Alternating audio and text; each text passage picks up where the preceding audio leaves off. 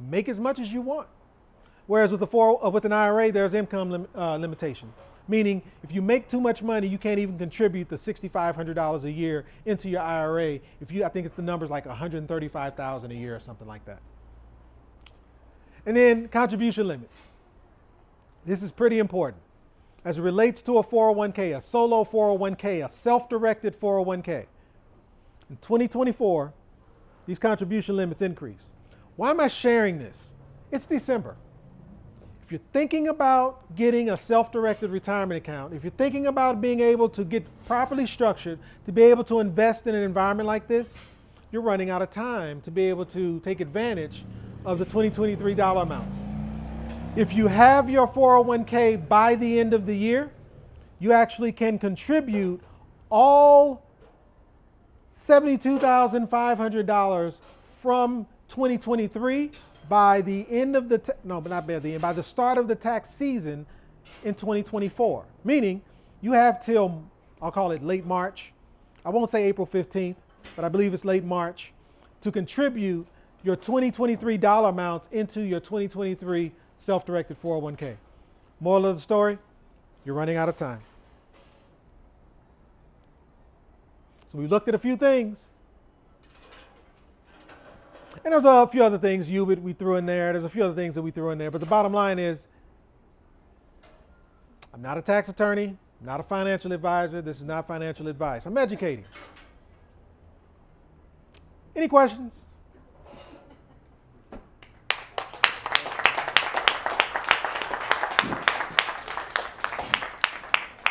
I told you it's a fire hose of information. I'm confident your mind is spinning. You may have had a question an hour and a half ago and lost it. I get it, because it's a lot. But if you do have any questions, I'd be happy to answer.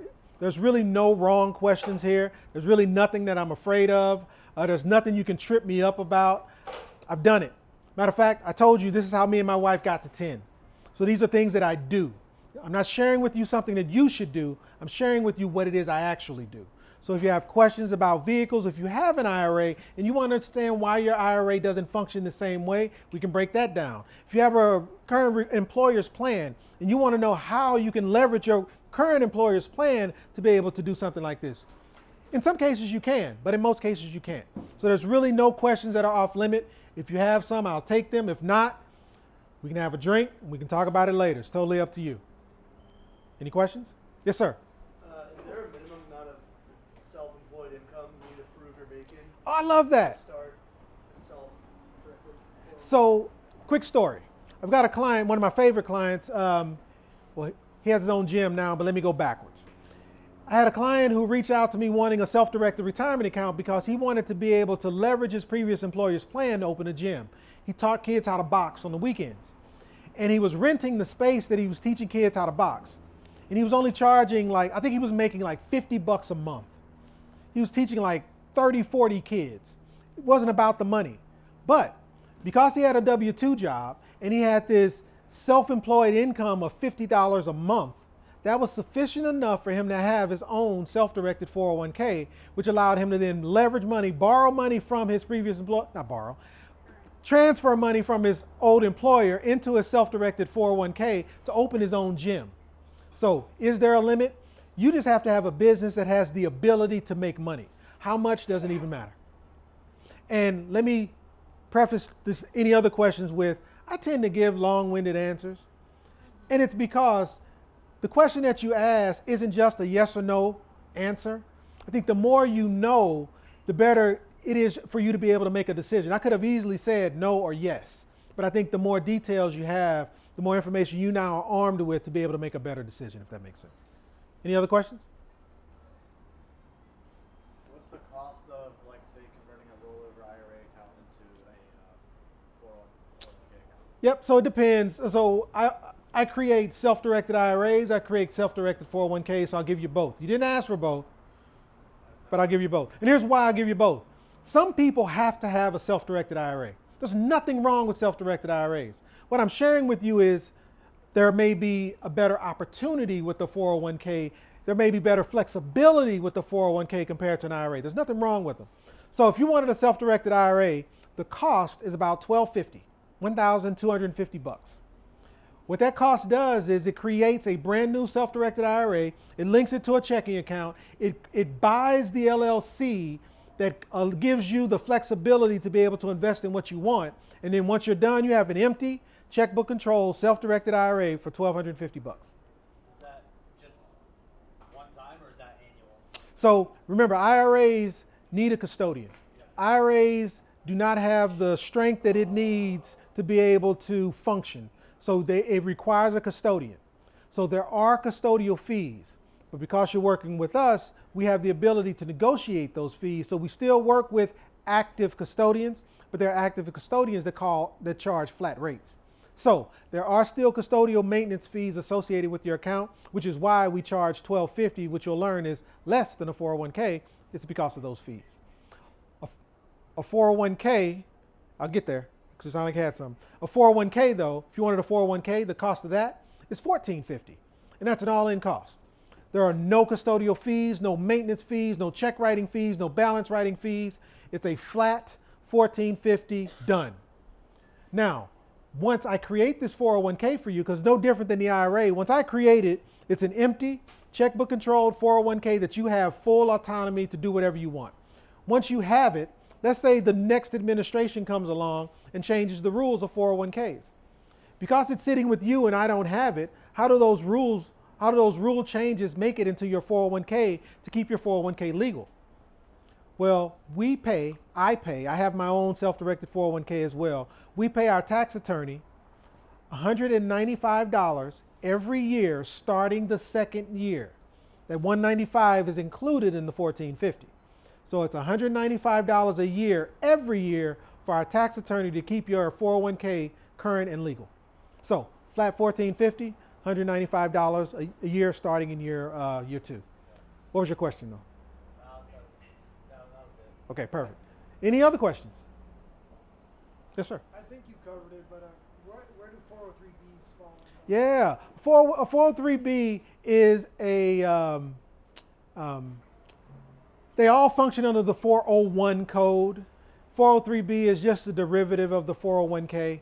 It has, I think some companies prefer them because I think the tax benefits are better in a 403B because most of your teachers, there's specific types of industries who have 403Bs, but they are a 401k.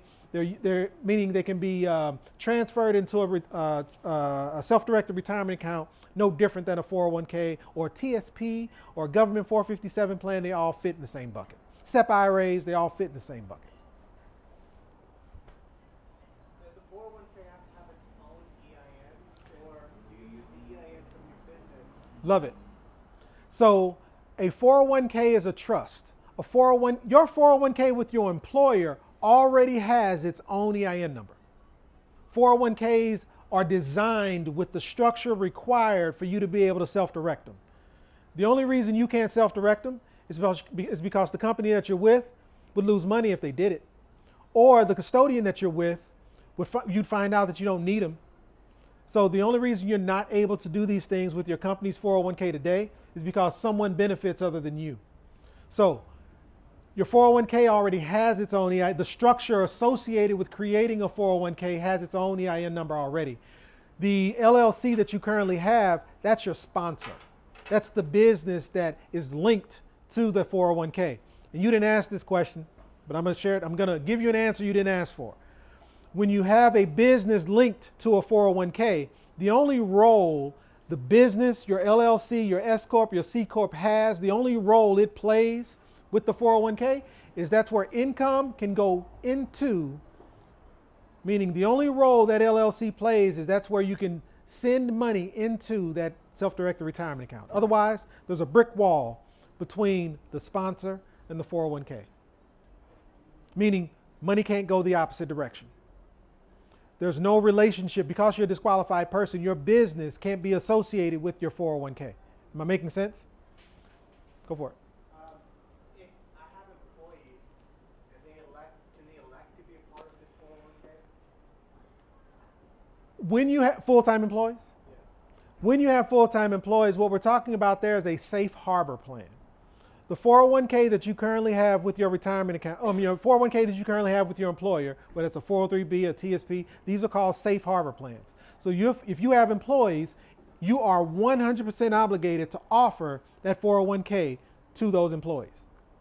Now, can you have a self-directed 401k if you have full-time employees? If you noticed, I think it was, let me go here. I think it was, here. Notice, 2024 solo 401k contribution limits. Solo 401k is another way of saying self-directed 401k. Solo 401k means I am the only employee in my business. So as a solopreneur or as an entrepreneur with no employees, you can have a solo 401k or a self-directed 401k. If you have employees, you have to get a safe harbor plan. But you can get a self-directed safe harbor plan. I don't create those, but I can connect you with the person who does. So I have to have a separate business if it's where I'm the sole. And that's the part that sucks too. So I've got this business over here with these employees. I get it. I got to have a safe harbor plan. But what about my ride share that I do on the weekends? I don't have any employees over there. And you said I can have as many 401ks as I want. So I can have a self-directed 401k over here.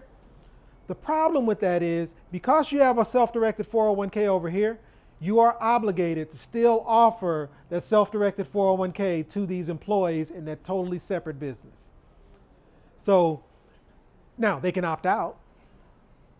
But it is your responsibility, you are obligated to still offer it to those employees, even though they are separate businesses. Make sense? Great question. Does your spouse still count towards like a solo 401k? Absolutely. Okay. The cool part about the spouse is you guys can commingle funds and you guys can have one 401k and she can bring in her previous employer plans, you can bring in your previous employer plans, and all of those rules are now multiplied by 2. Remember, you can borrow 50% of what's in it up to $50,000. But if you're with your spouse, that's now $100,000. Pretty awesome. Great question. Yes, sir. Coverdell Education Savings Account. Do those? Say it one more time. Coverdell Education Savings Account. Covered education savings. Coverdell. Oh, CISA. so those are actually, when you peel the layers back, those are just IRAs. Self-directed. Yep. And now, but self-directed in what? Education. Exactly. Which means they're not really self-directed because you're limited to education. Like, can you buy crypto? Can you buy land? Can you buy? Yes, but Ah, the profits have to be used for education. that's it. And that's what restricts them. Meaning you can invest in what you want, but how the money is being used. And see, to me, why wouldn't you just get a self-directed 401k if that's the case? Because then you can use it for education and. For the children, though. For kids. Yep. So no different than an 529 plan, right? With the exception of you can only invest in the mutual fund, stocks, and bonds that the custodian offers. You can invest in what you want, but you're limited in how you can use the funds. Meaning education. You can only use them for education, right? You can only use the withdrawals in education. That's what I mean. You can only use the. Grow it, you can do all this, the list that you showed earlier. Right, but what happens when they're no longer in school? Then at 30, they have to give it to somebody else. That's the problem. Yep. And I go back to, there are so many vehicles that you can still do the same. Like you can still use it for education, you can still use it however you want, and at age 30 it continues to grow, function, and you're still able to use it however you would like. I've got a couple clients who have those, and I think the other challenge that I've heard, I haven't dealt with them myself. I've got a couple clients who have them. I think the other piece was they're difficult to get rid of. Like, I think once you have them, you're kind of locked into it. I don't know how true that is. Meaning, I'm asking a question. Can you transfer those into a Roth IRA? Can you move them from one qualified plan to another qualified plan? That I don't know. From another qualified person to Another qualified person, but not another qualified plan. Meaning, can you move it into another vehicle like? not yet. Okay. To 529 now. You Yep. can go To a Roth IRA. that. Yep. CISA will probably eventually. Perfect. And that was, and so I appreciate. I just learned something there because that's a question I've never had the answer to. But I think you're right because they've made that change to 529s. That actually is coming for one of these. Yeah, I mean, That's a good point. $2,000 contribution per year per child. Yep. From 0 to Yep. And then, You have one? yeah, two. For the Nice, twins. nice. How long have you had them? They're only 15 months years old and both have their 2,000 each contribution for last year and this year. That's beautiful. What are you investing in? I'm sorry. Private lending, Nice. which is all in private lending. And you have full control over it, right? Yeah. That's awesome. So, and again, that's what this is about. It's about having control over your dollars to be able to invest in what you want when you want. And it's checkbook control, by the way. It's literally you have the ability to write the check and invest where you want. Again, if you don't have that control, the question you should be asking yourself is why? Who benefits from me not having that control? Any other questions? Yes, sir? I know you're not a financial advisor, but can you speak on like employer matching like 4% and you put in 4%? Is that, I guess, like dumb to do? Just put in self-directed or take that free 4%? I'm a fan of taking free money. I've got a lot of clients who, let's say the employer matches up to 4%, but they're putting in the max. They're putting in 12 or 15 or whatever that number is. I would rather have control over those dollars, but here's the other issue. When you're talking about a company's retirement account, you put in up to the match, but it's the company's retirement account. You can't do anything else with those retirement dollars but what they allow you. So if you only put in up to the match, that means now your taxable income is increased. And so now you have the ability to go do something with that taxable income. But as far as you putting only up into the match into your company's retirement account and being able to do something with those retirement dollars, you're restricted to what it is they allow. And you didn't ask, but I'll share this with you as well. If you wanted to be able to maybe use your current employer's retirement dollars to invest in something like this, like, can I use my current company's 401k to have a self-directed IRA or self-directed 401k? In some of your cases, the answer is yes. In most cases, though, the answer is no. So in what cases would it be a yes? If your company allows what's called an in-service transfer. What that means is before you hit retirement age, while you're still working at that company, you can go to your pay and benefits department and ask to do what's called an in-service transfer.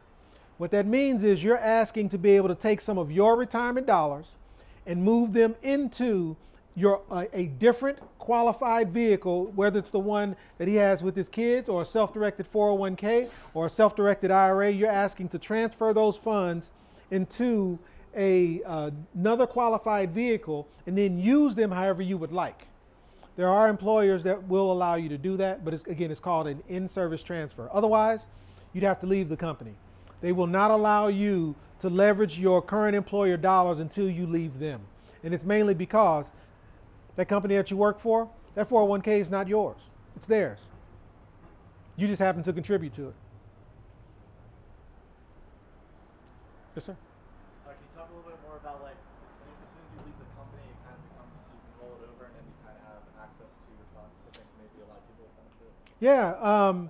So you're working for this company and you got laid off, or you're working for this company, you found a better opportunity.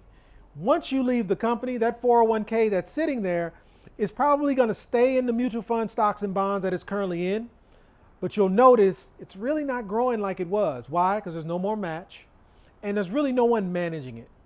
So it's just sitting there collecting dust. And then you go to this new company who now has their own 401k.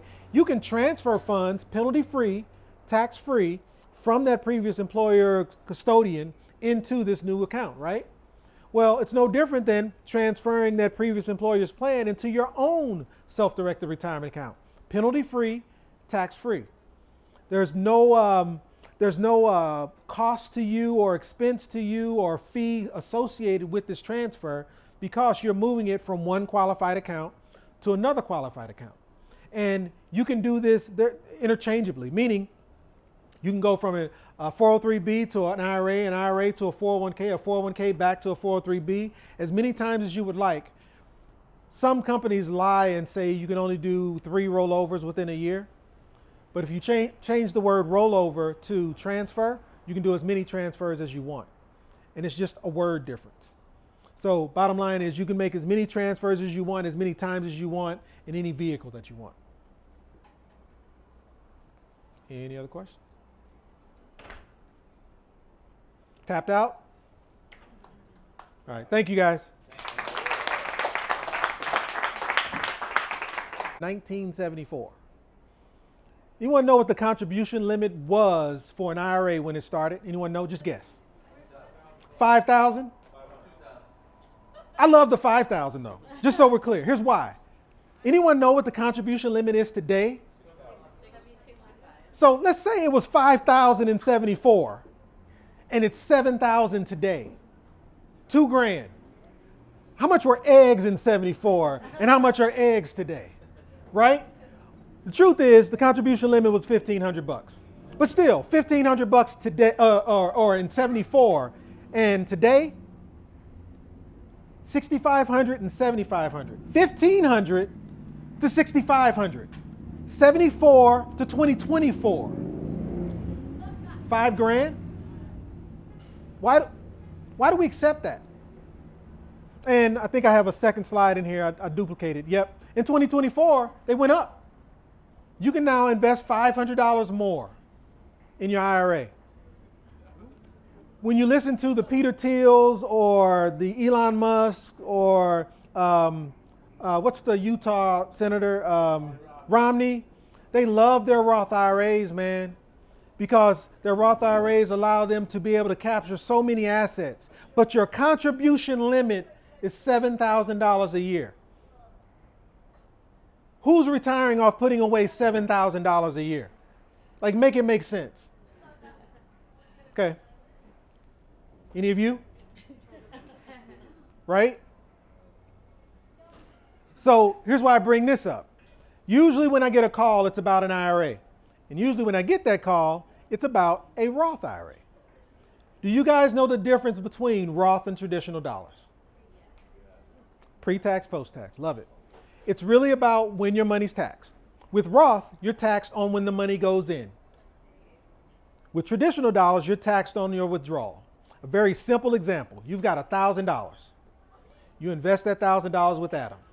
Adam turns that $1,000 into $1 million. Well, this $1,000 is traditional dollars, tax deferred. Because someone told you tax deferred is a good thing because you don't have to pay taxes on the $1,000. But when Adam turns it into $1 million and you go to take your withdrawal at 4% at 59.5, guess what? You're taxed on the entire $1 million. Versus you take that $1,000 and you pay taxes on it today. It doesn't feel good, but you know the tax rate today. And taxes on $1,000, is that really that big of a deal? But Adam turns that $1,000 into $1 million. You go to take a withdrawal at age 59, every withdrawal you take out of that $1 million is tax-free. Which is better? It's an obvious answer. But why don't you know this? Why is it that your company's retirement account not a Roth account? Why? These are questions that you have to ask, because if you don't ask them, you will continue down this path and you will wake up my age going, how the fuck am I supposed to pay taxes on $1 million, right? So, simply explain though, with Roth, you pay taxes on the seed, but you get the harvest for free. And what I love about Roth environments is this is unlimited. Meaning there is no limit to how much I'll call it growth you can have on your Roth dollars, which means it's a way to build unlimited wealth and never pay taxes. Pay taxes on the seed, you get the harvest for free. There are some rules though. And a lot of people overcomplicate this. Again, I get a lot of calls going, I want a Roth IRA. Most people don't even understand what that means. Most people think a Roth account and a traditional account are like two separate things. But let me break it down. If you wanted to convert your traditional dollars to Roth, the first step is you decide. The first step is you just simply say, I want my traditional dollars to be Roth.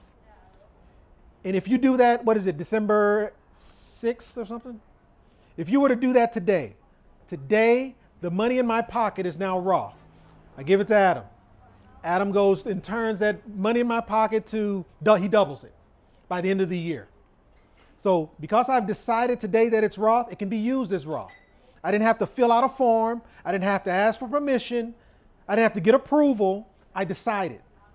But then at the end of the year, I have to 1099 myself for the amount that I converted. So if it's $1,000, we're using $1,000 example. If it was $1,000, at the end of the year, when I file taxes in 2024, I have to pay taxes on the $1,000. But that if my money doubled during this period, that $1,000 I made, that's Roth profit. I don't owe anything on that. I don't have to count for it. I don't have to fill out any forms. I simply have to pay taxes on the amount that I converted. Then once I have my account for 5 years, so, that $1,000 has been growing Roth profit over this last 5-year period. At the end of once I hit that 5-year mark, everything in that account is now officially tax-free. And then by 59 and a half, when I start to take a distribution, I'm now taking tax-free distributions. So again, you convert traditional dollars to Roth by deciding that they're Roth. It's a very simple process. A lot of people try to overcomplicate it because they make more money if they overcomplicate it for you. Quick example. Let's say you're 30 years old and you're putting $10,000 into an investment. That $10,000 is bringing you a 9% return, which is, I think, fairly comparable in an environment like this. Wouldn't you agree? So $10,000 is a 30-year-old, 9% return. By age 70, I've got $320,000 in my traditional IRA. Government comes along and taxes all $320,000 versus, same example, got $10,000 and I still invested my $10,000. What I paid taxes on came out of my checking account or came out of what I didn't take the taxes out of the 10. I invested the 10, but at the end of the tax year, I still paid taxes on $10,000. I 1099 myself for the $10,000. But as that 10 grows, as that 10 grows, this $320,000 is all profit, tax-free profit.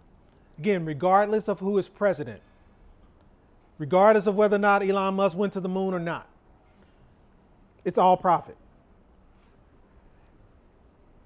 This is key.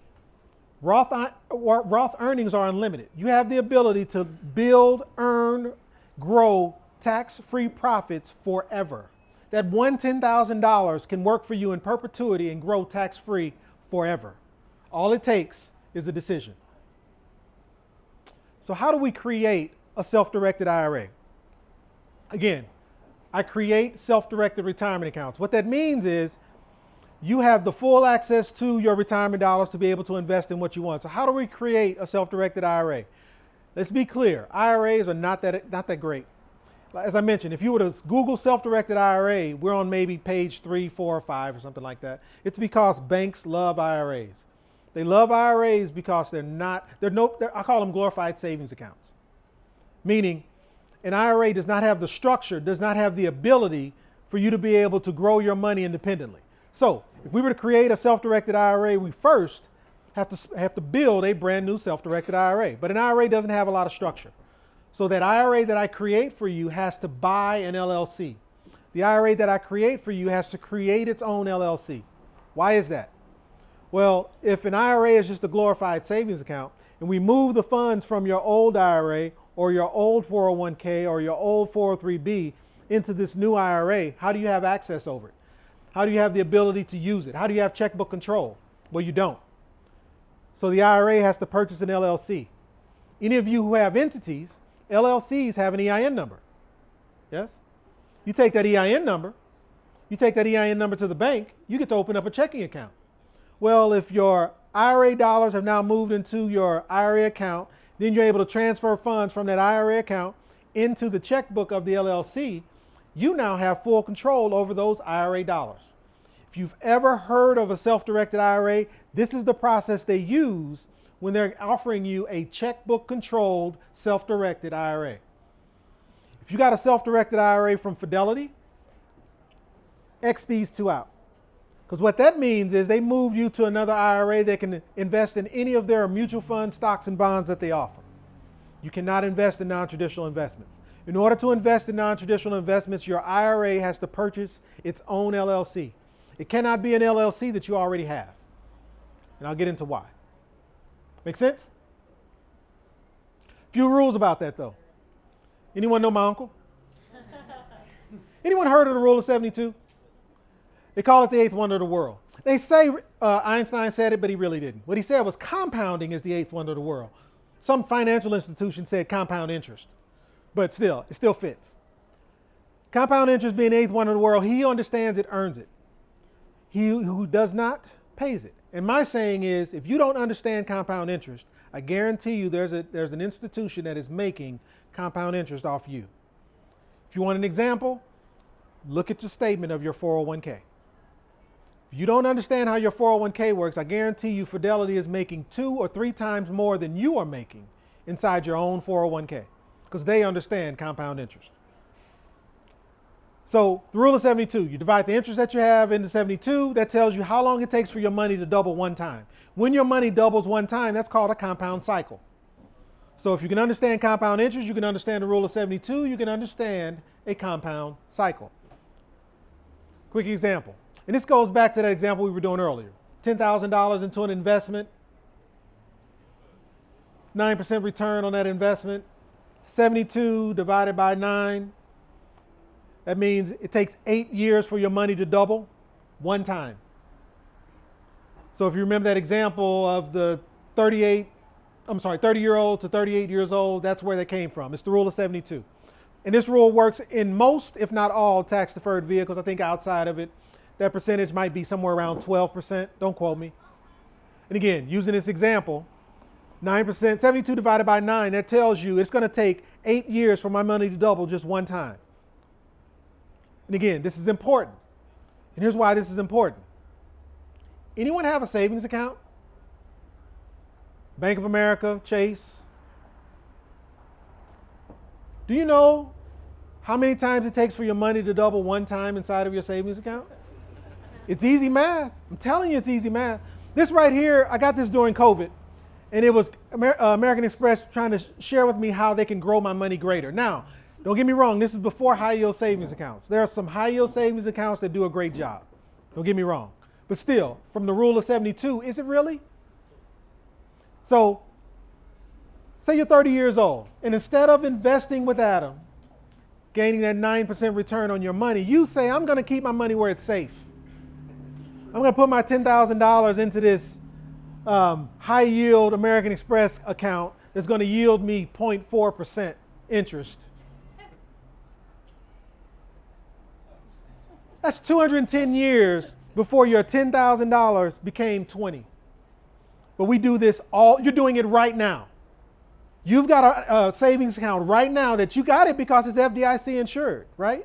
If the banks go on there, they're going to pay you back at least $250,000 of your money. But what did the bank do during this period? How much money did the bank make during this period? Again, if you don't understand compound interest, I guarantee you Bank of America does. And now, that's if you were to get the 0.4%. The national average, the national rate, again, as you're looking for people to invest their money with you, this is the conversation that you want to have with them. Where's their money currently? How is it working for them today? The average American is getting about 0.06 inside their savings account. How long would it take for $10,000 to double one time if you're getting 0.06% inside your savings account? Throw out a number. 1,000 years. Love it. Love it. Oh, what did I do? There we go. About 1,230 years. Why do we accept this? Like, if you want to riot, why aren't we rioting about that? Because this is how we stay poor. This is the reason why when you retire with $1 million, you're so excited, only to learn that you can only get 40% out of your retirement every year, and it's because we accept this. This is the same game that's being played, but no one is questioning it. So what do you do different? How do you make this look different? Because I'm not saying take your money out of the bank. That's not what I'm saying. I'm saying leverage them the way they're leveraging you. And again, if you're looking for people to be able to participate in an industry like this, every day, 10,000 people are turning 60 years old, and they learn when they go to talk to their financial advisor that of that $1 million they have in their annuity, the max they'll be able to take is 40 grand a year. And they're going, I'm going to have to keep working. Maybe you might have an option for them that could do better than this. Just maybe. Another rule. Disqualified persons. If you have a self-directed retirement account, there are some rules that you have to be aware of. The first one is disqualified persons. Can anyone guess who the number one disqualified person might be if you had a self-directed retirement account? Yourself. Disqualified persons is pretty simple. It starts with you. You cannot touch your retirement. You cannot benefit from your retirement account until you retire. If you're benefiting from your 401k or your IRA today, then what's happening is you're putting yourself in a position to where you're going to lose all those tax benefits that you have with this account. So you can't pay yourself out of your retirement account before you hit retirement age, right? But other than that, it's a straight line of individuals. It's your grandparents, your parents, you and your spouse, your kids, your grandkids, and any of their spouses. Straight line of individuals. Pay less attention to who the disqualified persons are. Pay more attention to who did I not say. I didn't say your brother, which is strange. You can't benefit from your retirement account. Your mom can't, but your brother can. Sounds strange, right? But I didn't write it. I just leverage it. And so understanding your retirement account is designed to assist you. But there are a lot of people. I've got these brothers, I tell the story all the time. I've got these brothers who wanted to retire. Well, they were retiring from AT&T. And they called me going, hey, I want a self-directed IRA. And I don't really care what it costs. And I don't really care about the tax implication. I'm ready to withdraw my $500,000 because me and my brother got this thing that we're going to go do. And we guarantee it's going to make us way more money than we have today. So they were open to withdrawing money out of their retirement account, taking a tax and penalty hit. Just so we're clear, that's 30%. You've got $500,000, 30% hit, that's $150,000 lost. And I prevented them from doing it because I helped them understand they could work together and self-direct both their retirement accounts to invest in what they want, save $150,000, and leverage each other. They don't need a bank. They can leverage each other. But the bottom line is there are many different ways to go about it, but you have to understand the rules. First one is disqualified persons. Pretty simple. Disqualified person can't have anything to do with your retirement account, and your retirement account can't have anything to do with you as a disqualified person. But again, pay attention to who I didn't mention. Quick example. Your daughter's off to college. You want to use your self-directed IRA to buy an apartment on campus. She's going to get some roommates, and the roommates are going to fund your retirement account by paying rent back to your retirement account. Can you do it? Nope. You've got a granddaughter that you want to help her with some of her expenses. You guys didn't do the 529 plan.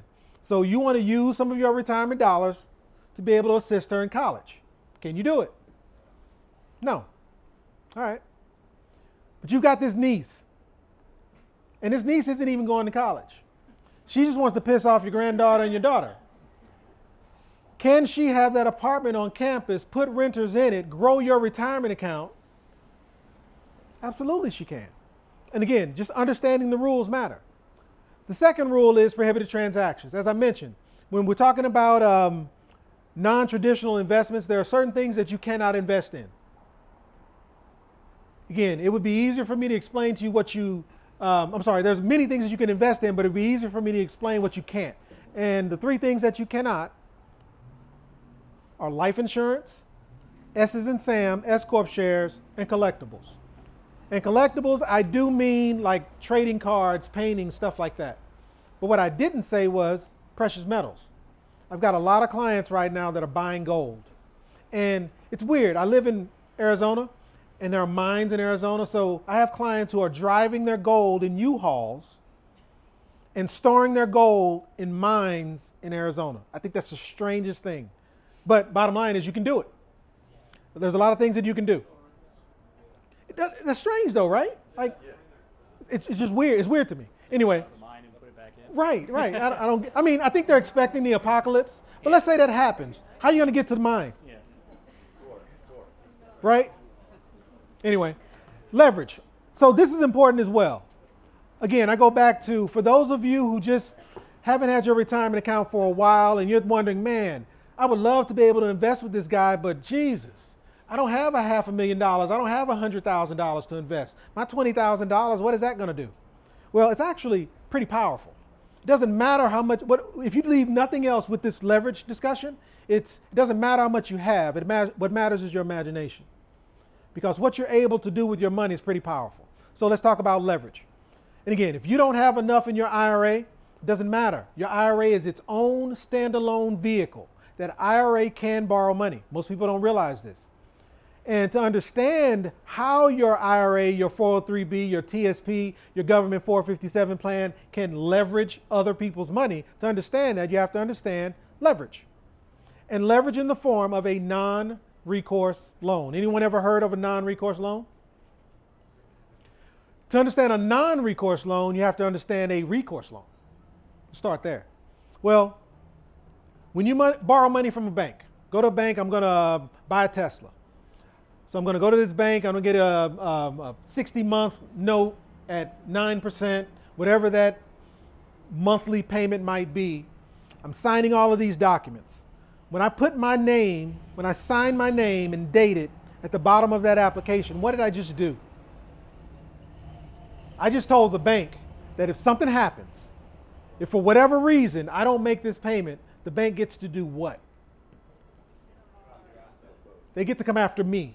They get to come after you. So the bank's recourse, when you sign those documents, the bank's recourse is to come after you. Well, we just talked about rules. The first rule was disqualified persons. So if you have an IRA and your IRA goes to Bank of America to borrow money, and they lay those loan papers out, and you go to sign the loan documents, aren't you a disqualified person? So you can't sign the loan documents. So which means the bank cannot come after you. As an IRA owner, you are a disqualified person. So the bank can't lend to you and expect the recourse to be to come after you. But the bank can lend to you with the understanding that if something were to happen, they can come after the property. They can come after the vehicle that you're investing in. And so what that ultimately means is the lender cannot ask you for your personal guarantee. Your signature and your social rather won't appear anywhere on that document. You can sign the document, but you're signing it as the manager of this LLC, or you're signing it as the trustee of a 401k. You're signing it as I'm acting on behalf of this entity. But the bank's recourse is they have none against you. Their only recourse is to come after the property. Does that make sense? Any questions about that? Is there a minimum? Minimum on the amount that the bank will lend you. Well, if you were going to borrow against it, So, are they looking at a certain minimum requirement in order to be like, yeah, all right. oh, I love that. How about I've got $5 in my 401k. I've got $5 in my IRA. Can I go to a bank and get a loan? So what they loan, so because it's a non-recourse loan, they actually lend against the LTV of the property. So a lot of banks will lend, I think 35% is about the lowest, the highest, somewhere around 55, 60%. So it's based off the property itself, not based off what you have in your retirement account. Make sense? Oh, did I cover everything there? Lender, yep. We've covered a lot. If this is your retirement portfolio though, we've talked about very little. What I've just shared with you is everything banks want you to know and don't know. And banks, if you, like I said, if you were to Google self-directed IRA, you'll find that everyone talks about IRAs. Why is that? Again, peel the layers back. Why is it that you only hear about IRAs? Why don't you hear more about self-directed 401ks? Ask those questions. It's pretty simple. IRAs are low-hanging fruit. I can't get the word out. Low-hanging fruit. They're very easy to create. They're very cheap for banks to create them.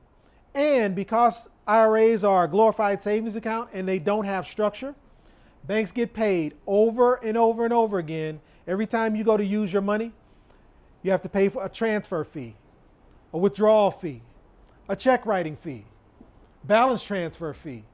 There's a fee to open your account. There's a fee to manage your account. They get to nickel and dime you forever. So they focus heavily on IRAs because they make most of their money here. Now, that brings up custodians. A bank It's just a type of custodian. Banks love IRAs because they are very easy to create and they get to nickel and dime you to death. Before I continue, I want to make sure we understand the types of custodians that exist, the type of banks that exist. You guys already know this, you just didn't realize it. There's an active bank and there's a passive bank. Bank of America, would you say active or passive? Passive? Or active? Would you? I heard it. Active, thank you. Passive. There's a debate. So, there are these banks where you can only invest in what they offer. You can only invest in what they have.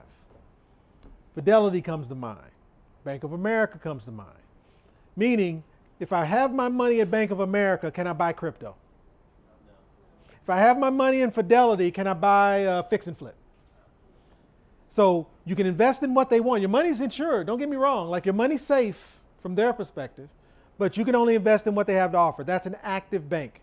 The second type of active bank is if you're wanting a self-directed retirement account, there are banks out there, there are custodians out there that will allow you to invest in crypto, allow you to invest in real estate, but you have to meet their criteria to do it. Anyone heard of Equity Trust or KKOS? Mark Kohler's group, IRA Services. I think IRA Services is located in LA. These are custodians who you can get a self-directed IRA, you can invest in real estate, you can have checkbook control over all of your money, but you have to pass the portfolio to them, let them go through it, let them assess the opportunity to see whether or not it fits their criteria. And if it does, they pass it back to you, and then you get to go do whatever that investment is. How many real estate investors are in the room? Just a quick show of hands. I'm just curious. All right. So for my real estate investors, how much time do you have to take action? Do you have the time to give the opportunity that you've already assessed, that you already know is the right thing to do? How much time do you have to give it to a bank who may not have your same sense of urgency, who has no idea that there's 3 or 4 people that are chomping at the bit for the same opportunity? Do you have that kind of time? So what ends up happening is people who go with these equity trust IRA services, they have control over their money, but they lose these deals because of time. They're an active custodian as well. But then there's the passive type.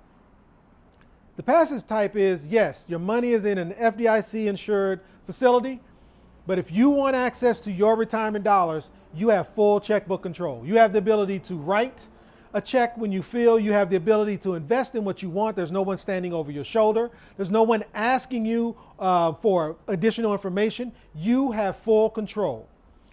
Every bank, just so we're clear though, every active bank can be a passive one. They just have to want to. And ultimately what that means is they have to charge less in fees. Right? So most custodians, most banks fail to ask a few questions. And it's these two. So for my self-employed individuals, my entrepreneurs in the room, you guys have any full-time employees? For those of you who do not, if you don't have any full-time employees, but you do have self-employed income, now what does that even mean? Well, you don't have to have an LLC, an S Corp, or a C Corp to be self-employed. You can do ride share. You can be a part of an MLM. You can have any 1099 income, any commission-based income is enough to be self-employed. So if you're self-employed and have 0 full-time employees, now I didn't say contractors, I didn't say virtual assistants. If you have a company and you have 0 full-time employees, if you come to me wanting a self-directed retirement account and you match this criteria, we shift. We shift from talking about IRAs and we move to a self-directed 401k. And 9 times out of 10, when I'm talking to an individual, I'm doing, I'd say 90% of the people I talk to, we end up doing a 401k instead of an IRA simply because I've asked those 2 questions. So let's get into 401ks. And again, this is one of those questions that I said ask your advisor. What if I don't have self-employed income? Am I doomed to an IRA? And the answer is no. Can you create some? Can you do rideshare? Can you sell stuff on eBay? Can you sell stuff on Facebook Marketplace? Like there are many different things that you can do to generate or create self-employed income. And then if you already have one at your job, you can have as many as you want.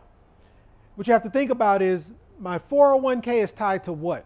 My 401k is tied to the income that I make at the company that I work for, yes? But if I worked for a second company, can I also get a 401k from that company as well? And the answer is yes. So you can have as many 401ks as you want. It's just understanding how 401ks are created. They're tied to the company that you work for. So if you have your own company, you can have your own 401k. All right? What is it about self-directed 401ks that makes them better than a self-directed IRA? You're able to eliminate custodial fees. Again, if we're using a passive custodian, we have the ability to eliminate custodial interference. And ultimately, it just saves you time and it saves you money. But a 401k does require a sponsor, and I kind of just hinted to this. If you've got an IRA, a 401k, a TSP, a government 457 plan, 9 times out of 10, you get some W-2 income from that employer. The sponsor for your employer 401k is the company that you work for. So if you wanted your own 401k, only thing you're missing is the company. If you have your own company, guess what? That's sufficient. And that company can be any 1099 income, any LLC, any existing LLC, S Corp, or C Corp. You don't have to create a new one. It can be any existing one. Any existing one you have is enough for you to have your own 401k. And once we do that, well, if I'm not required to have a custodian, meaning it can be passive, if I'm making my own decisions, like how does that work? Well, you, as the owner of the 401k, what most people don't realize is a 401k is just a trust. And a trust requires a trustee. And as a trustee of a trust, you have full control over your retirement account and you're able to invest in what you want. Ultimately, what that means is you are the sole decision maker. You get to decide what's happening inside of this account. So how do we build them? Well, we would move your previous employer's plan into a brand new self-directed 401k. And because that self-directed 401k has its own EIN number, you're not required to have to now build or create an LLC so that you can have that structure. 401ks are trusts. Trusts have that structure inherently built inside of them, which means if the 401k already has an EIN number, what do you do with the EIN numbers? Well, you take them to a bank, open up a checking account. Now you have full control over all of those dollars that you moved from that previous employer's plan into that 401k. You have full control over those dollars to invest in what you want. You have full checkbook control to invest in what you want. A couple things to remember. And again, these are highlights as to why you might want a 401k compared to an IRA. A 401k allows you to pool funds. So let's go back to an IRA. You can have one, your spouse can have one. IRA, individual retirement account. You can have one, your spouse can have one, but you can't commingle them. You can't put them together. With a 401k though, between you and your spouse can also pool funds. And what that ultimately means is it gives you an opportunity to commingle funds into one account. So let's say you've got a couple of old IRAs, a 401k, a 403b, and your wife has a few too. Well, you can pool them all into one 401k. What that does is now, for those of you who only have that $20,000, $40,000 in that 401k, and you're concerned about being able to invest in an opportunity because you don't have enough in it, well, when you and your spouse pool those funds together, that gives you a much larger pool to be able to pull from. And because you have a larger pool to be able to pull from, that now allows you to be able to invest more, to be able to take advantage of some of those other opportunities. And we talked about contribution limits. IRAs have gone from $1,500 to $7,000 in 40 years. Damn, 50 years. Versus in 2023, if you're under 50, you're able to put away $22,500 in a 401k, or if you're over 50, $30,000, plus an additional 25% of your income up to $43,500. That's right now. Well, in 2024, this number goes up. Again, $22,500, $30,000. In 2024, it's an additional $3,000, or around almost $3,000 that is going up in 2024. But in addition, the profit share, the match, is also increasing to $46,000. That's significant. And again, Comparing this to an IRA, why would I even want an IRA if the max I can put in it is $7,000? Or in addition, if you make too much money, if you have too much income, you can't even invest in an IRA, right? You're limited to how much you can make as to what you can contribute. So if you make too much, you cannot contribute to your Roth IRA or your traditional IRA. Whereas a 401k, there's no limit. In addition, any of you who have a retirement account with an employer, if you've ever leveraged or borrowed against that 401k with your employer, you know you're able to take a loan from your retirement account to be able to put down on a mortgage on your first home or whatever you might have used it for. Well, if you have your own 401k, you get to do the same. And no one ever talks about what those amounts are. You're able to leverage, you're able to borrow 50% of what's in it up to $50,000. So what that ultimately means is if you've got $100,000 in your 401k and you borrow $50,000 for yourself, you can actually have two different entities invest in the same opportunity. Meaning I can borrow $50,000, invest with Adam. I can take $50,000 from my 401k, invest that with Adam. I have two separate entities. One is growing my retirement. The other one is making money for me. Pretty awesome. Couple rules around the 401k. It can be used from whatever you want. There's no taxes. And there's a 5-year payback period.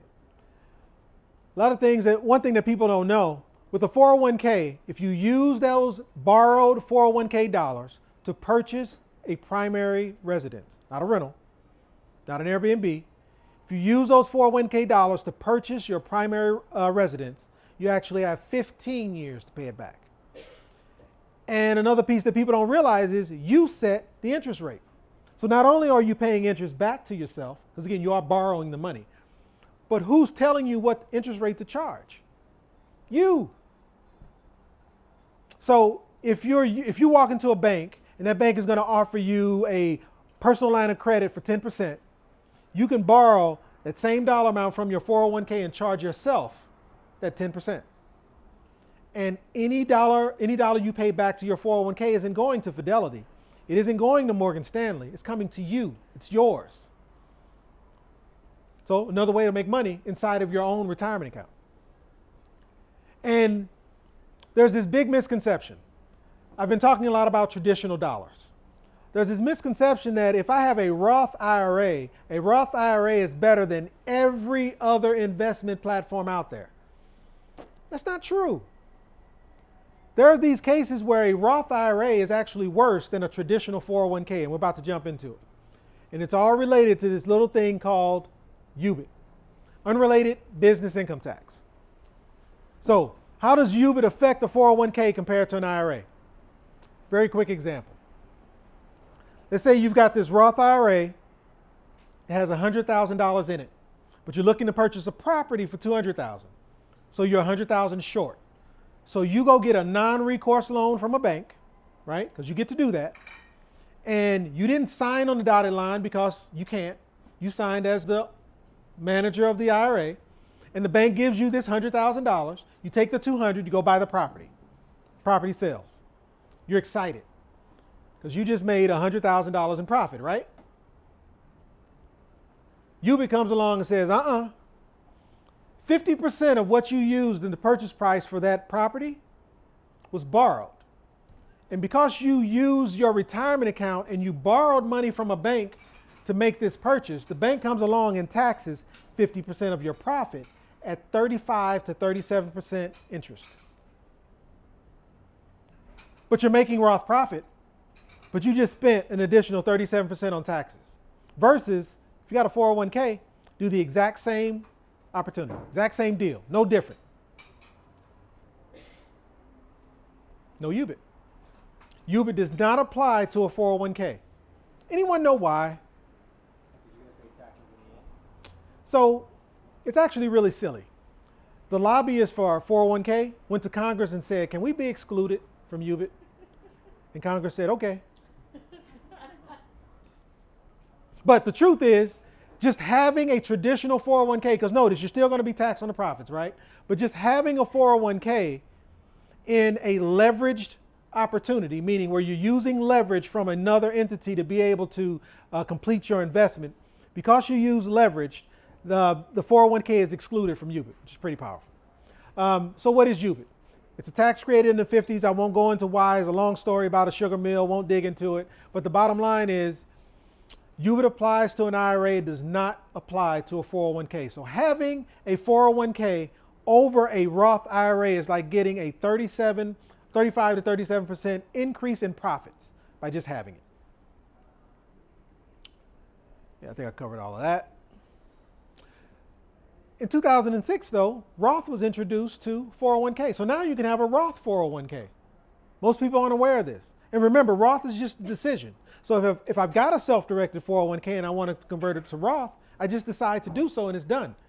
So now it makes a 401k even more powerful. So not only are you excluded from UBIT, now you can build tax-free income in addition. Why would I ever want an IRA?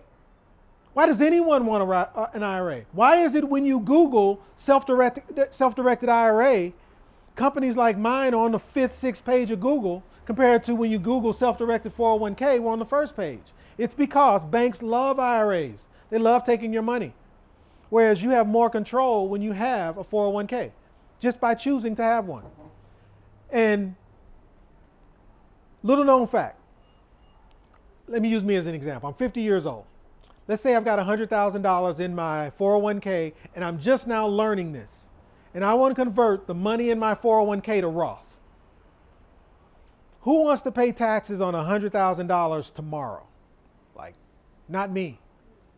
But there's this little thing called Rothicizing. When you combine all these strategies, there's an opportunity for you to get the holy grail of investing and Rothicize your account. Again, it's a completely made up word. Don't Google it because you won't find it. But to put it in context, it looks like this. Let's say you're using a self-directed account instead of a regular IRA. You're using a Roth account instead of traditional dollars. And you're using a 401k instead of an IRA. And you're using leveraged dollars, so you're using a non-recourse loan. Well, how much tax do you pay because you're using Roth instead of traditional? 0. How much tax do you pay because you're using a 401k instead of an IRA as it relates to UBIT? 0. You said you weren't a mathematician, but I bet you can do this one. What's the total tax due? 0. So why would you want anything other than a self-directed retirement account in the form of a 401k if you don't have to worry about tax implications? Everyone wants to hide money in their Roth IRA and take backdoor, you've heard of backdoor IRAs, take backdoor distributions to avoid taxes versus just have a 401k. There's nothing to hide. Quick example, Rothicizing to the extreme. I've got $5,000 in my 401k. I'm looking to purchase a property worth $200,000. You asked me, is there a limit? Or is there a maximum? I think, is there a maximum? I've only got $5,000. I need a $195,000 non-recourse loan. If you position the terms properly, could you make that happen? Absolutely you can, with only $5,000 in your account. And in doing so, your $5,000 just made $50,000 in Roth profit because you had a better imagination than the guy sitting next to you.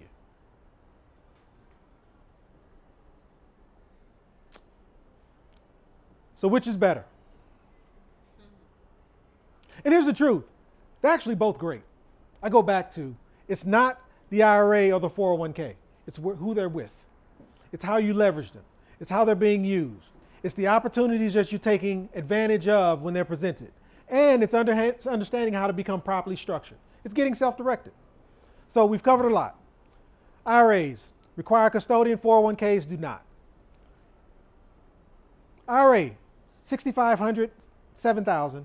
And now it's $7,000 and $7,500 as contribution limits versus, was it $22,500 and $30,000 compared to something way higher than that in 2024? I don't remember the number. But the bottom line is higher contribution limits plus profit share. IRAs, if you want money out of your IRA, the only way you can do it is by taking a backdoor distribution. And that's actually with you. And mainly because this is going to be a fire hose of information, so I apologize ahead of time.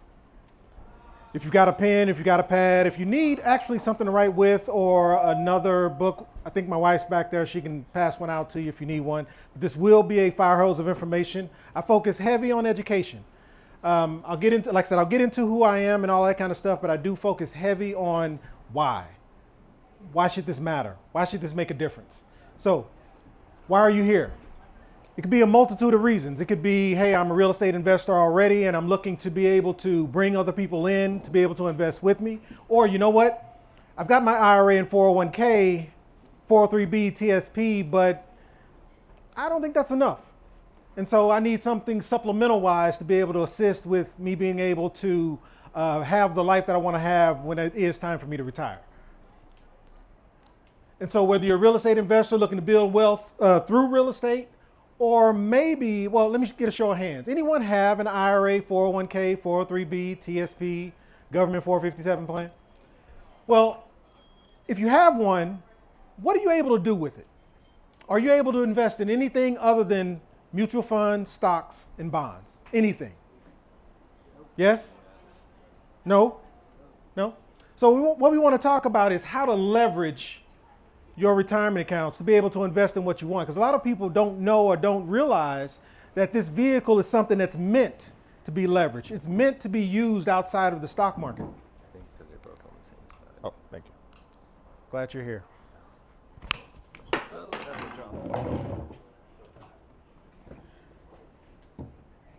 Got it? How about now? Is that better? Great, better? Can I walk around? I can move? Yeah? Nothing buzzing? All right, perfect.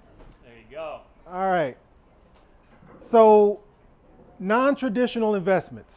With your current retirement dollars, are you able to invest in what you want? And what I mean is, are you able to invest in what's called non-traditional investments? If you don't know what non-traditional investments are, you're probably not allowed to invest in them. But we'll dig into all of that. And in addition, let's say you're not an investor.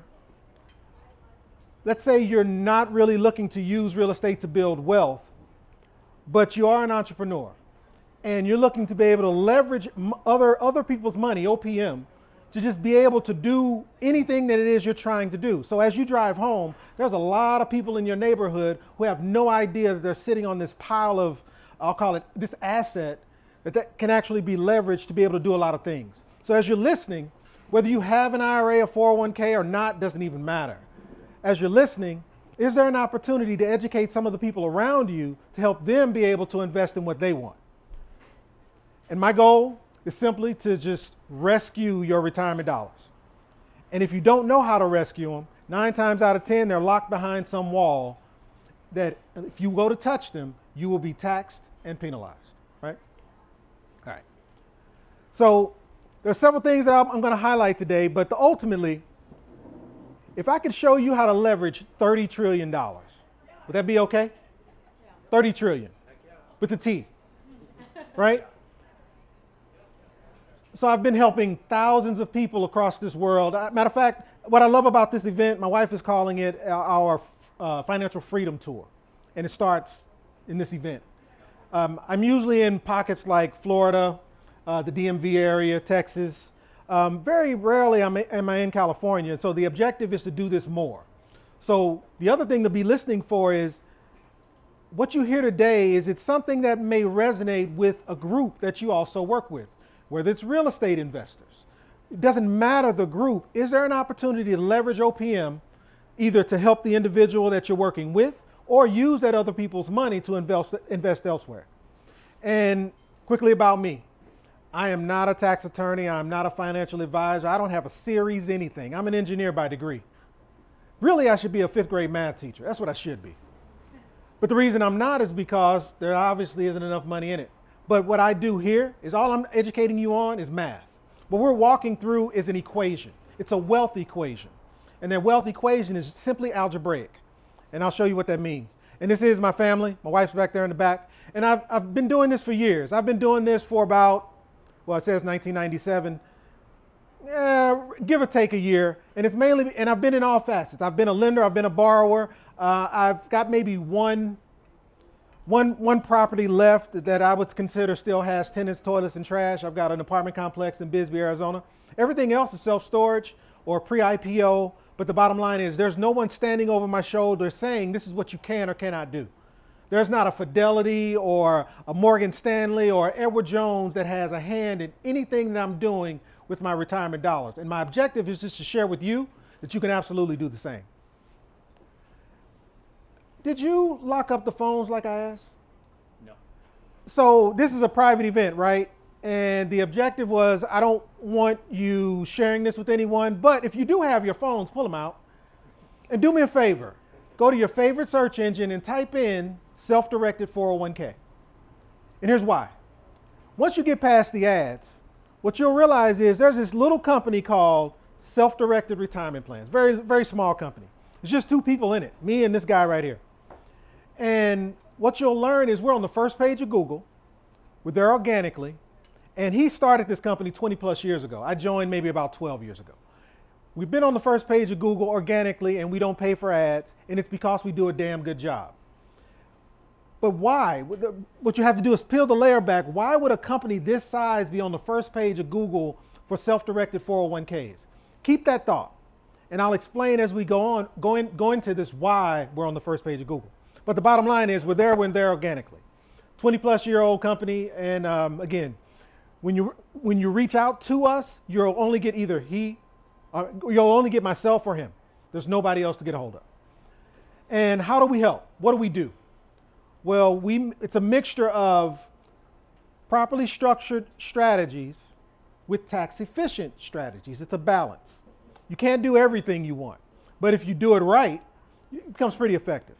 And there's a few questions that I want you to ask yourself. I'm going to ask you, obviously. The first one is, do you know how many people actually retire with $1 million or more? Any guesses? Just throw out a percentage. 10%. 15%. 60% retire with $1 million or more. How about less than 3%? And it's actually like 1.98, but I don't know if the number's changed. So I always say less than 3 just to be safe. Less than 3%. But if you listen to someone talk about retirement, what do they say? I need to retire with $1 million nest egg and at least 6 figures a year. True? All right. What is the average retirement nest egg size? How much?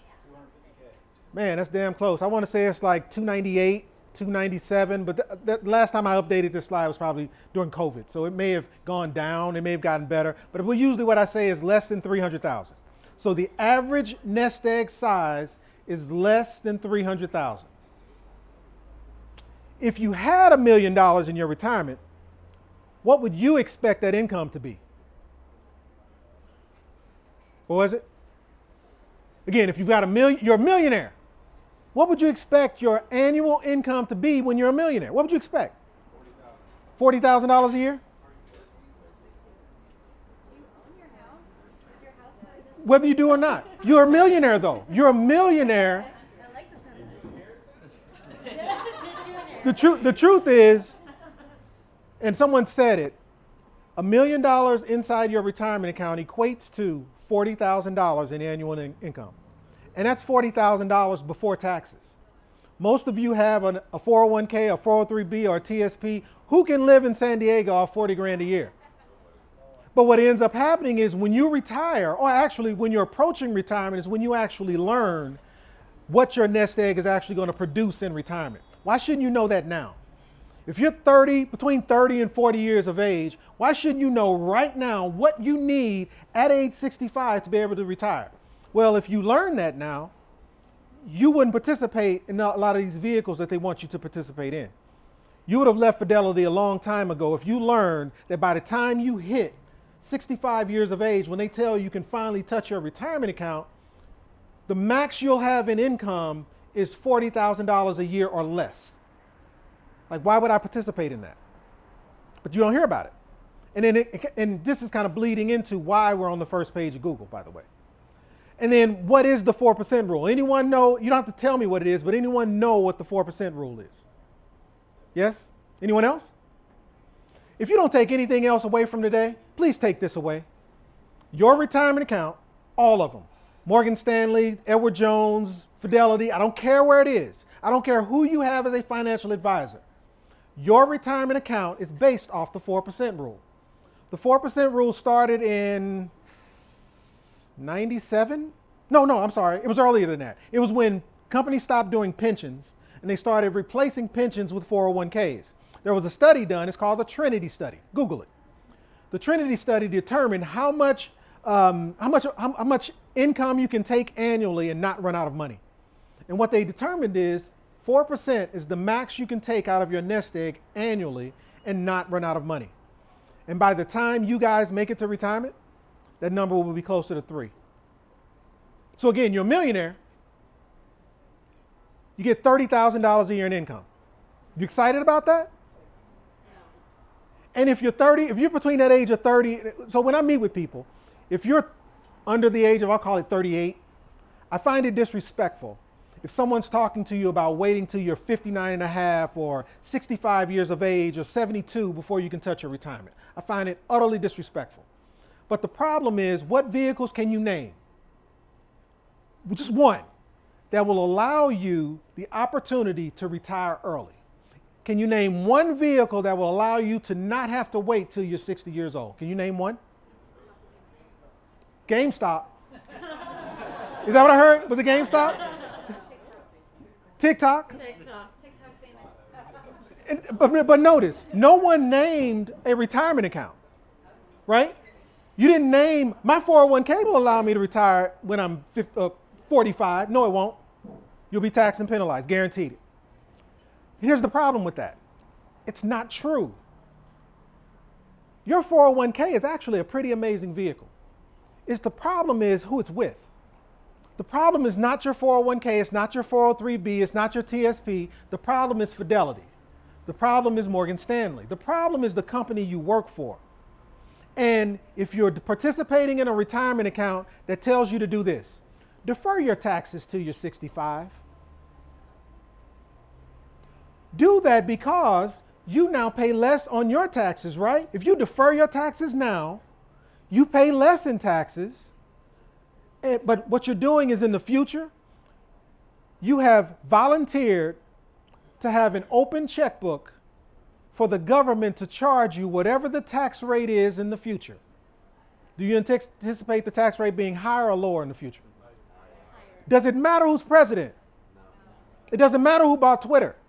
In the future, the cost of taxes will be higher. So when you defer your taxes, what you're doing is saying, I'm volunteering for it to be okay to charge me whatever the tax rate is. Why do we do that? We do that because there are some people that benefit from it. We don't know this stuff in class. We're not being taught this stuff at school because there are some people that benefit from it. And none of those people are on the first page of Google if you Google self-directed 401k. But if you Google self-directed IRA, they're all on the first page of Google. If you Google self-directed IRA, we're probably maybe 4th, 5th page down, something like that. We're not on the first page. But I go back to the reason is because the Fidelities, the Morgan Stanleys, the Edward Jones have something to benefit from you deferring your taxes. And we'll get into all of that.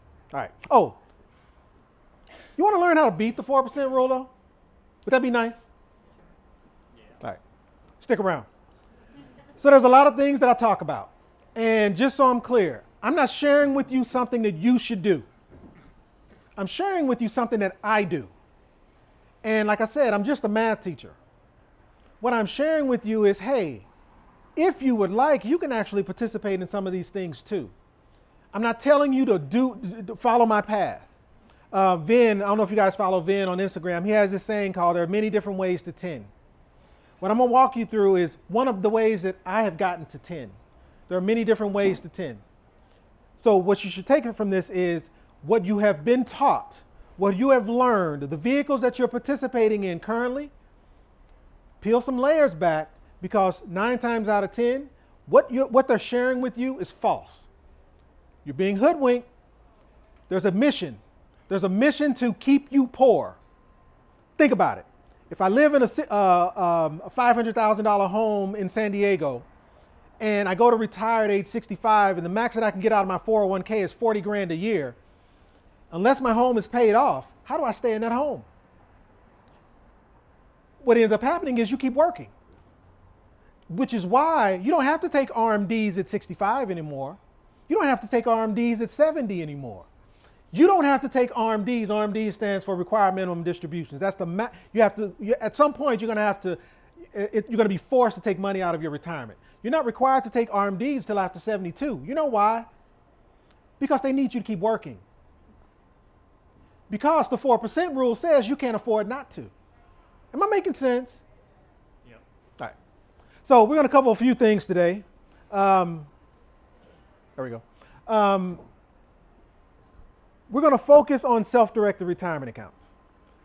But like I said, there's 5 strategies that helped us get to 10. What's a SKIA? Anyone know what a SKIA is? Yes? No?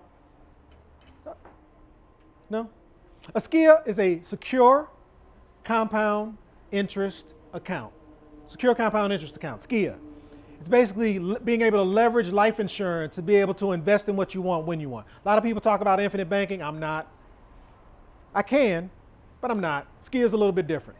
But there is infinite banking. That's leveraging a cash value life insurance policy as well. There's velocity banking. Velocity banking is a debt strategy. If you can reduce your debt, free up cash flow, put that cash flow in a vehicle that can build wealth for you, you can beat the 4% rule. Annuities. A lot of people bag on annuities, and it's because there's thousands of them out there. And there's hundreds of companies that offer annuities.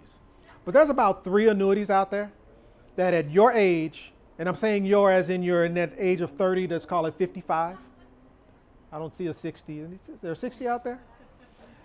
Between the ages of 30 and 55, annuities are pretty amazing. They're dependent upon your time horizon. Time horizon just means the time in which you want to start receiving income, but they're pretty awesome.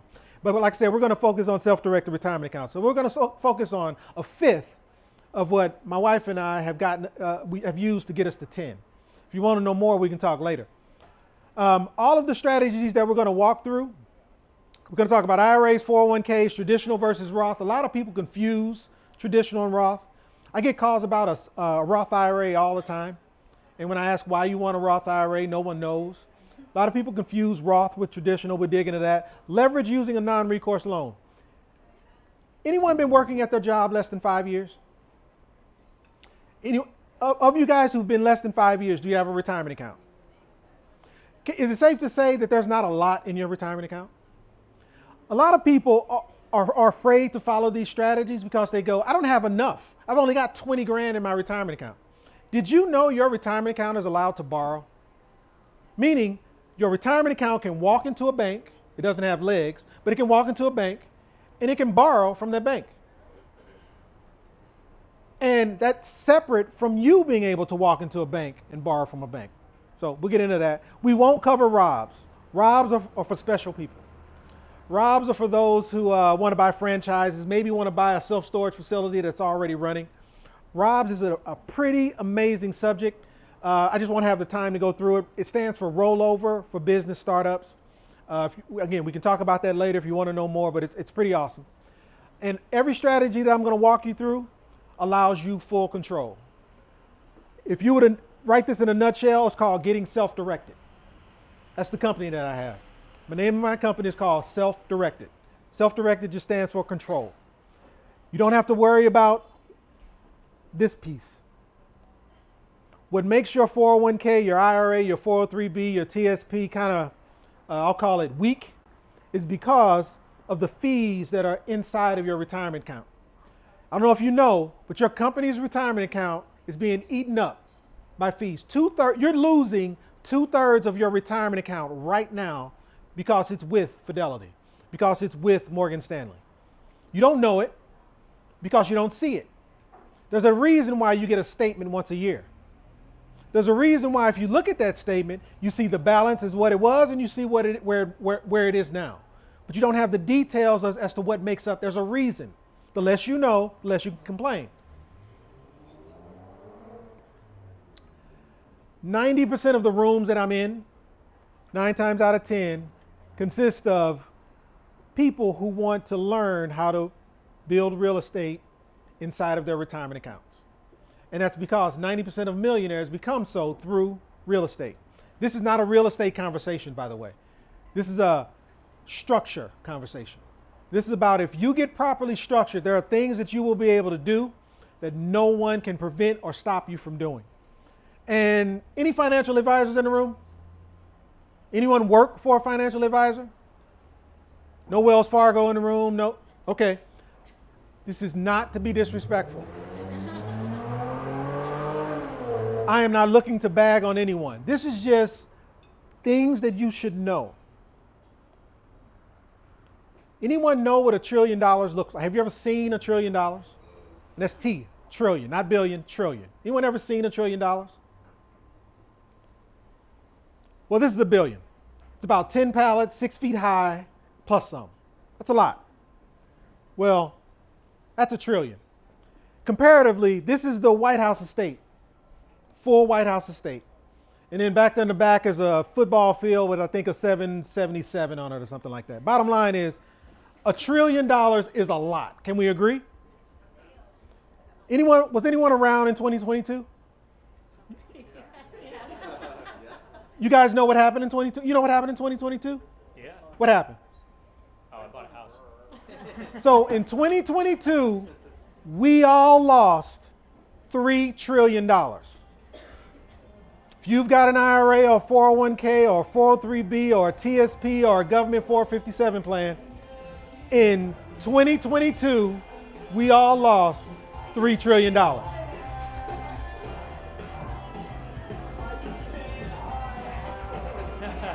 I like it. I like it. Why is that important? Why is the fact that we somehow lost $3 trillion in 2022? Why is that important?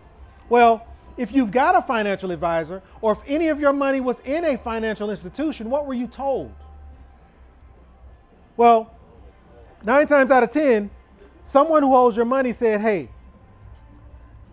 the way we're going to mitigate risk is we're going to diversify. We're going to put some of your money over here, some of your money over here, and some of your money over here.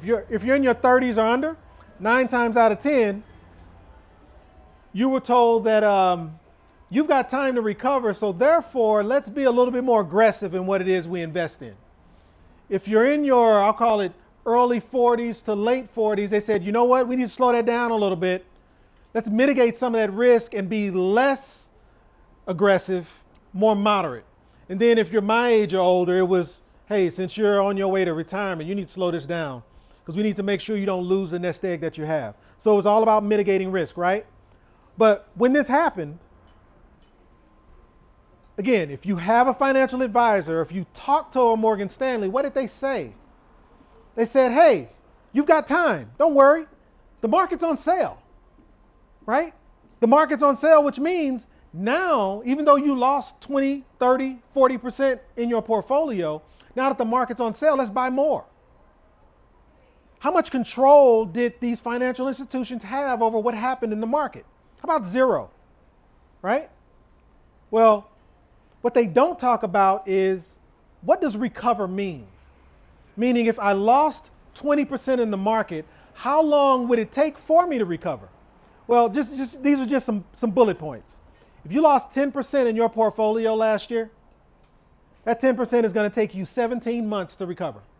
You okay with that? And just so we're clear what recover means, you were here, you went here. It's going to take you 17 months just to get back to where you were before the market crashed. You with me? But if you lost that 24%, how about over 3 years? You guys okay with that?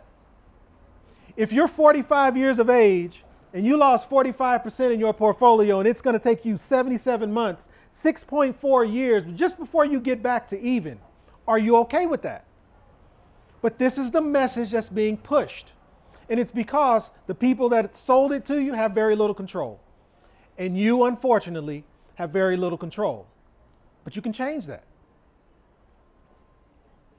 Oh, and like I said, I've got one apartment complex left, but I focus on self-storage.